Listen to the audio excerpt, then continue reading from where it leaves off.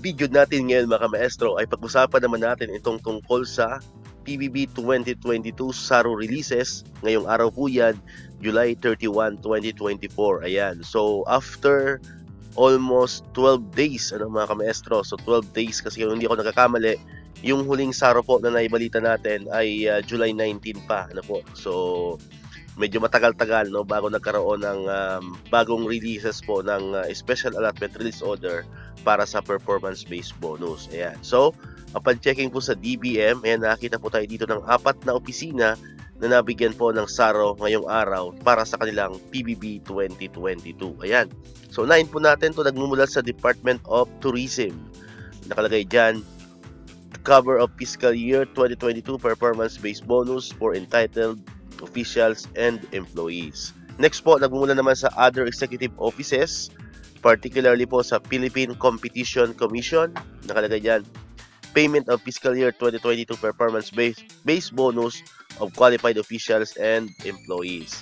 Pangatlo po ay nagmumula naman sa Department of Finance, particularly po sa opisina ng Privatization and Management Office, PMO. Nakalagay dyan, cover of payment for fiscal year 2022 performance-based bonus for qualified former PMO officials. Next po, ang ika-4 naman ay nagmumula naman sa DOE, sa Department of Energy, particularly po sa Office of the Secretary, and nakalagay dyan, to cover payment of the fiscal year 2022 performance-based bonus of 873 qualified officials and employees of DOE. Ayan, so super po. Yan po yung 4 na mga bagong opisina na nabigyan po ng SARO para sa PBB 2022 ngayong araw, July 31, 2024. Ayan, so sa mga kasamahan po natin sa DepEd, so medyo sad news po rin po tayo, mga kamaestro natin dyan, kasi wala pa rin po nababanggit na kahit isang SDO or RO para po sa DepEd PBB 2022. So wala pa po tayo, mag-aantay pa po tayo sa DepEd. Ayan, so dito ko na po tatapusin ng ating video ngayon mga kamaestro.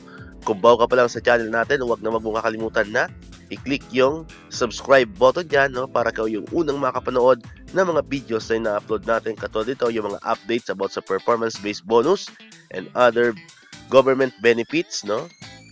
And syempre, click mo na rin ang notification bell button para manonotify ka, updated ka pag may mga bago tayong uploaded na videos. So muli, maraming salamat sa inyong panonood at pakikinig. Once again, El Maestro. See you on my next vlog. Bye-bye!